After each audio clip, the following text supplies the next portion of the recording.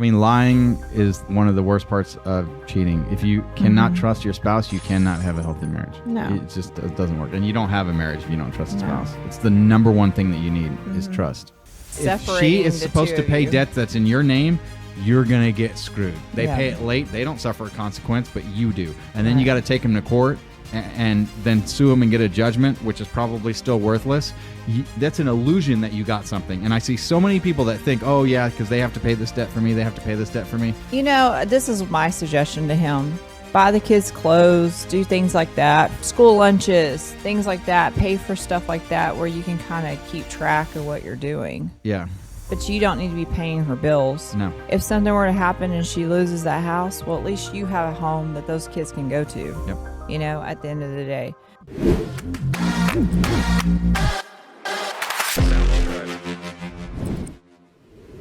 Can you pay my bills? Can you pay my telephone bills? Can you pay my ex-wife's bills? Let's see what Dave Ramsey has to say about that. Okay. I've got a moral question for you. It's not so much a numbers question for you because I've recently found my walk with Jesus, and I went through something with my family last year where my I'm sorry, I'm a little emotional, sir. It's okay, no problem. I apologize. No problem. Last year, I found out that my then wife was being unfaithful. Then should you pay her bills now that you're divorced?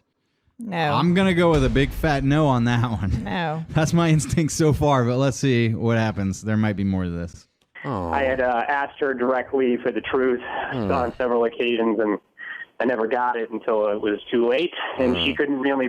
I mean, lying is one of the worst parts of cheating. If you cannot trust your spouse, you cannot have a healthy marriage. No. It doesn't work. And you don't have a marriage if you don't trust a spouse. It's the number one thing that you need is trust. Back in, and we've got 2 little kids, and... God, it even sucks because he's got kids, but I mean... Yeah. Better to find out now than later. Yeah. You know? Exactly. Basically, I'm not financially obligated to her. Just to keep it's vague here. I got a property down the street that I rent. I'm very involved in my children's lives. It's a 50-50 custody agreement. Good. Well, that's good. Good. And the fact he's down the street, so Exactly. very close. I like that a Yes. lot. Very good. Very good. If That the kids is- can walk back and forth between the two of them, that's Yeah. awesome. That's a parent putting their kids first. And that's a great decision. But my struggle has changed. I'm working my baby steps. I'm on baby step 2. Which is paying off debt. Paid off 17 of 30,000 that I owe. Well, that's Good for you. And I'm making traction very much because of your work, sir. So thank you. Good for you. So the question that I have is that since my financial situation has turned around as much as it has, I don't know where – I've never been in a situation like this in my life. I don't know what is an appropriate amount to help her because I know that she's still working the same job. I don't think she's making any more, and when we were together, she was struggling. But this is somebody who is very dishonest to me. I would want to know the details. So, in general and as principle, Yeah. if he's doing real well, I don't like seeing abundance on one and complete lack on the I other. think helping her if he's trying to provide a better life for his kids when they're in possession with That's mother. exactly the consideration that you right. make. Right. But I think Because that he would be buying something for his money, which is the best mom for his kids that she could be.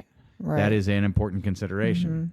But I also think that you have to be careful with that too. Oh, yeah. Because you could You know, easily be taken advantage of. She could, I mean, I don't know her situation, but is she actively looking for a better opportunity where she could make more money? I want is more she, details. Is she educating herself? Like, what is she doing to put herself in a better situation? Exactly. Yeah. Randomly gets very vicious with me. I'm not. And she would randomly get very vicious with you? See, Okay, I this is don't know better. if- He's got battered spouse syndrome from this. Either that or he's really like loves his children and he's really trying to make sure his children are taken But care of. he doesn't have proper boundaries. The fact that he's even thinking about this and calling and asking advice for it is showing me he's struggling with boundaries. Well, I'm he's not saying he's not also- staying on the right side of Yeah, the boundary, right. but he's But he also just needs some found clarity. he just found Jesus. So he's probably reading his Bible and he's going to trying church to do the right and thing. he's probably hearing like pastors talk about divorce and talking about the things that, Well, he's got a lot of regret about what happened. Yeah. And he's feeling like, what was my fault in this? These are all natural things for him to go through. Right. But you still have to have those proper boundaries. So she's at fault. Well, and the way she's treating him Yeah. in this continuingly. Yeah. Trying to say that I've been perfect, sir. I've got a lot of things that I need to ask for forgiveness for in this life, but I don't think I deserved any of that. I understand. So, basically, you're divorced. Do you have any obligation on any of the debts that she has? I help her with $100 a month towards a car.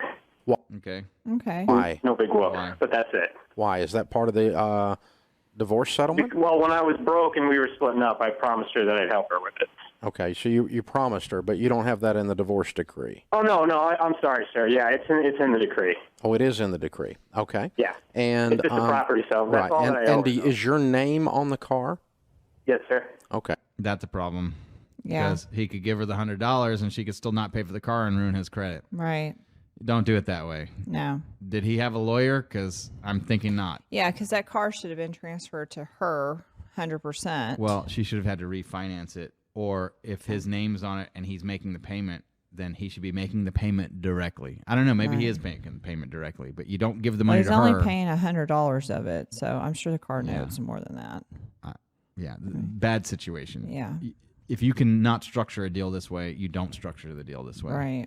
You have it to where her He debts pays are all her on his name. extra $100 in child support or something. Well, I wouldn't want to see it as child support either. Yeah. Because he can go to jail if for some reason he doesn't pay child support. Right. Whereas not paying a debt Right. is a whole different thing. And Right. she may choose not to pay that debt. It's just a bad way to do it. Right. Okay, so if the car is not paid, you've got a problem, right? Exactly. Yes, sir. Because they're going to come after you. Exactly. Yeah. Okay, are there any other debts that she's supposed to pay in the divorce decree that have your name on them? That's the whole thing is if he tells me another one, I'm just going to cringe every single time. You do not. Share debt. Yeah. A divorce is If separating she is the supposed two to of pay you. debt that's in your name, you're going to get screwed. They Yeah. pay it late. They don't suffer a consequence, but you do. And then you got to take them to court and then sue them and get a judgment, which is probably still worthless. That's an illusion that you got something. And I see so many people that think, oh, yeah, because they have to pay this debt for me. They have to pay this debt for me. Yeah, maybe. It totally depends. Right. And there's a number of different ways that can be bad. You don't structure a deal like that if you can avoid it. This Right. is one of the big reasons why you need an attorney. Because if your attorney was going to cost you $5,000 or $10,000, and you think that you did some kind of magic deal where they're going to pay your $20,000 debt, I've seen a lot of them where they don't get paid, and you would have been able to make $10,000 or $20,000 or more if you would have hired an attorney to just simply do the deal better. But you didn't know what you were doing because you've hired yourself to be your own attorney. You have never gone to law school. You don't know how anything works. You have no practical experience. You haven't handled hundreds of divorces, because if you had, you would know. Definitely don't do your own divorce. Yep. That was the first one that I took care of that we had a co-debt on, a debt consolidation loan, as you call it. Are there any other co-debts that she is responsible for right now? If there are, he better be counting that in that $13,000 that he still owes. Because if not, he owes it. If he gets lucky and she pays it, then great. But you cannot count on that. Right. My name comes off of the mortgage off of the house that we had together this month. How? Exactly. She must be refinancing it, right? It's in writing. It's legal. We've been working together on it, so I know. No, it's not. It's not legal. That's a non-answer completely. The fact that it's in the decree that says that. And we've been working, and he said we've been working on it. So working how on have it you been together, working? what does that mean? That's a nonsense answer. Do you have somebody refinancing your house for you? Are you working She's with a company? refinancing it is the only proper answer Yeah. to that question And you're that would get signing his the- name off. Yeah. Unless the mortgage company is willing to do what's called a novation, which almost none of them do. And if she has income problems and was having a hard time on her own, there's no way that a mortgage company is going to look to her and think, oh, yeah, I can just rely on her because she's got plenty of income and I don't have to worry about ever going to him. If you've got a mortgage company who already has two people on the hook to pay a debt, and if one of them doesn't pay it, they can go after the other, they're never going to release the other one until Right. they're paid. Right. You have to refinance in order to have that happen. Your name doesn't come off of the mortgage unless the mortgage has been paid off or refinanced. Exactly. Oh, it's getting refinanced. I'm sorry. Okay. Okay, there you go. That's a good answer. Fine. Now that works. All right. So your name comes off the mortgage. Are there any other co-debts? No. Okay. Good. Good. Yep. So how much is owed on her car? Hold on. What was he about to say? I know. One just came up. I think it was a $15,000 car. Is that what's owed on the car? I would have to ask her what the balance is currently. I know that she's current with it and has never. This was within a year. You should know what the balance is. You should be able to calculate it. Well, and just what was it a year ago? Because it's probably not much different. If I'm paying anything towards a vehicle, I better have access to being able to see. If that is also in his name, he needs to check the balance of that every month at least. I would be checking it every 2 weeks to make sure the payments are being made on time. Because if she goes 30 days late, it ruins his credit. And he has to make that payment if she's making a payment late. He has to make that payment before that 30-day mark if he cares about his credit. Maybe he doesn't care about his credit, which would be great. If he's in Dave Ramsey's program, maybe he doesn't. Right. But it will ruin his credit if he cares about that. Or miss the payment on it. Okay. That wasn't what I asked. I'm sorry, that's okay. How much debt do you have in your debt snowball? I've got 30 left out of the 47. I thought he said I've paid off 17 out of 30, and I had 13 left. Now he's got 30 out of 40 something. Oh, you told me that. Confused. Okay. You're making really good progress. Congratulations. He is making really good progress. That is good. First thing the first moral obligation and the only moral obligation you have is to take care of your children. That's right. Okay. Your ex-wife is not your responsibility. That's why. Unless and until he can get himself into a good position and have some prosperity, he's not in a position to really be doing that. He's got debt. He's doing is going to drag both ships down. He's going to drag himself down. Exactly. And he needs to be stable and be able to provide for his and children. You never know what's going to happen in this thing. He needs to get up a good $10,000 or $20,000 in savings just in case there's a court case that comes up. You know, this is my suggestion to him. Buy the kids clothes, do things like that for the kids to take off some pressure off of her. But you don't need to be paying her bills. No. If something were to happen and she loses that house, well, at least you have a home that those kids can go to. Yep. You know, at the end of the day. But if you want to do something extra to take some weight off of her, clothes, school lunches, things like that, pay for stuff like that where you can kind of keep track of what you're doing. Yeah.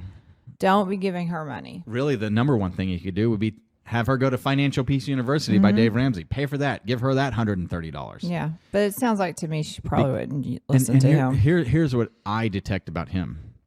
He's still in love with her, doesn't want to be separated from her, and he's still trying to hang on and still trying to do things. He's allowing himself to be manipulated. And she's controlling. She's Yeah. being mean to him and doing things to him. to manipulate him. Yeah, Nothing's changed about probably what it sounds like in the marriage. I'm Exactly. pretty sure she was probably the head of the household, and she was bossing him around. Yeah, and he wasn't being allowed. She was to be more assertive, and he was man. more submissive. Of Right, that. right.